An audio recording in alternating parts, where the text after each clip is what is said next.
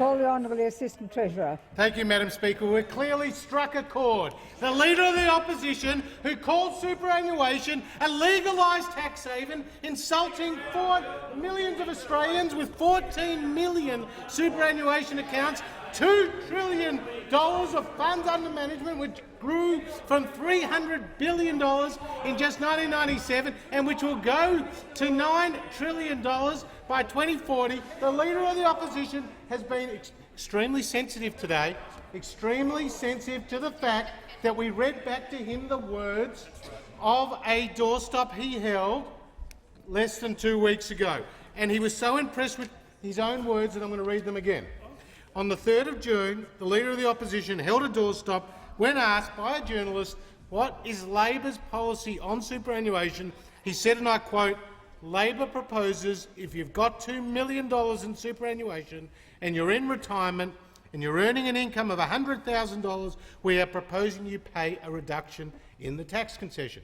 Well, Madam Speaker, that's not Labor's policy, because I've got their press release here from the 22nd of April this year, where he actually said Labor's policy is to put a tax on earnings above $75,000, not $100,000, and on balances above $1.5 million, not $2 million, Madam Speaker. The Leader of the Opposition has no standing in this place on superannuation because he doesn't even know his own policy.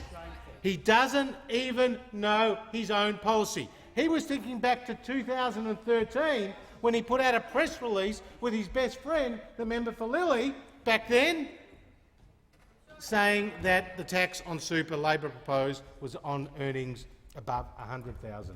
Now we know it's above $75,000. Now Labor goes in its press release on the 22nd of April this year and has the audacity to say it's only going to affect some 170,000 Australians. Well, David Leonhelm had the Parliamentary Budget Office do the same sort of modelling for the same proposal because the Labor Party would not release their modelling. And they found, I'm asked by the member for Bass a very telling question, what did they find? What did the Parliamentary Budget Office find? It found that Labor's proposals for 2 increased taxes on contributions and on earnings would affect 425,000 plus people. Now, Madam Speaker, Labor has refused to index the thresholds, which means that more and more people will go into those thresholds and more people will pay additional tax. Now, the question is, why has Labor done this? Do they not like superannuation? Well, you know, Paul Keating did put the idea first on superannuation and we supported him.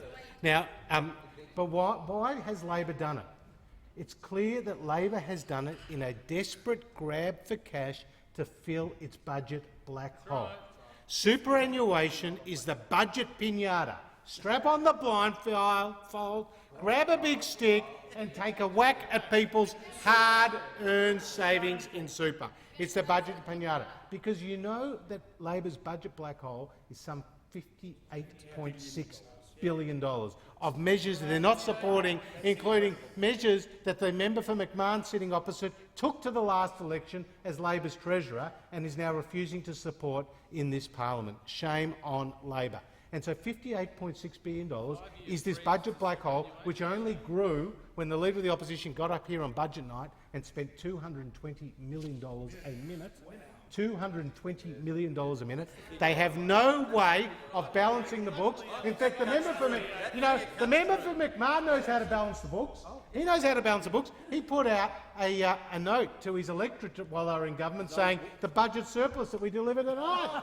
He was very proud of the budget surpluses we never eventuated. That's how Labor. That's their shortcut. That's their shortcut to surplus. That's Labor's shortcut to surplus, Madam Speaker. We have to do the hard yards.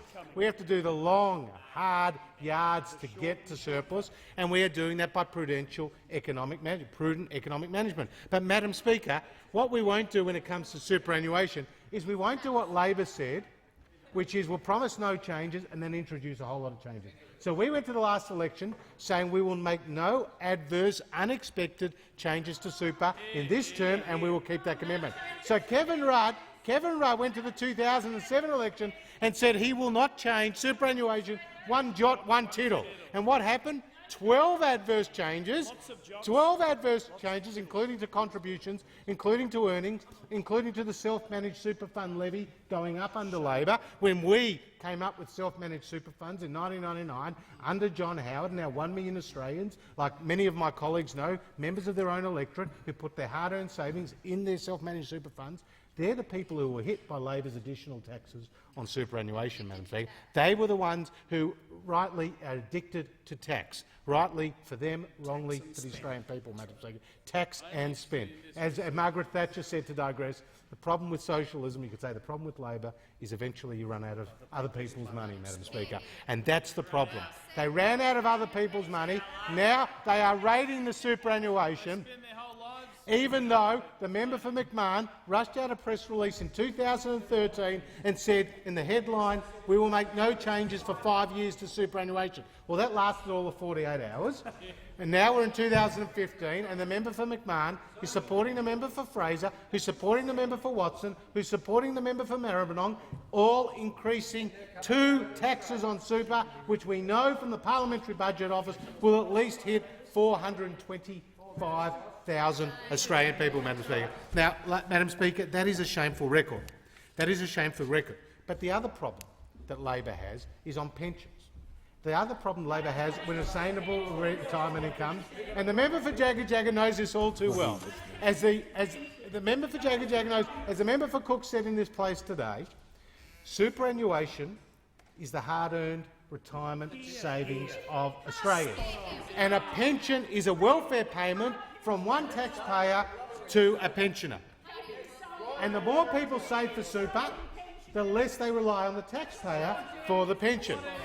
And what the Prime Minister said today is people with $1 million plus, we want to take them off the pension so that we can have a sustainable pension over the long term. Because the member for Jagga may not be aware, Madam Speaker, the member for Jagga may not be aware that pension is the largest single budget item.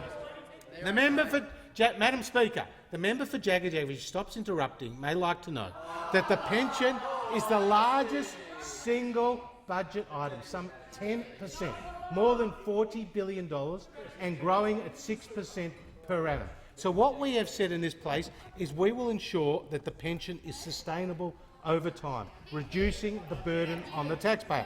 And how are we doing that? How are we doing that?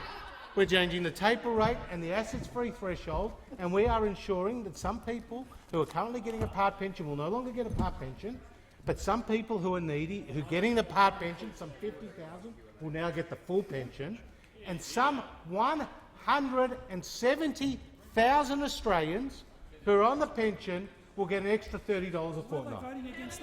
Why is the Labor Party, why is the member for Jagga, Mr Acting Deputy Speaker, against the low income earning or the low asset holding pensioners? Why is the member for Jagga against the low income and the low asset holder Australians who will get an extra $30 a fortnight under us? Now, Madam Speaker, we've seen their hopeless record on the pension, we've seen their hopeless record on the superannuation, and let me just add a third, right? And that is the unclaimed monies regime, Madam Speaker, because the unclaimed monies regime, Labor changed the years from 7 years down to 3 years. As a result, another desperate cash grab. And don't think that this doesn't hurt older senior Australians, because I'll tell you about the story of 82-year-old Maura Stanford, who went to a local bank to take out money from a rainy day fund to pay a tradesman. It was in the Daily Telegraph.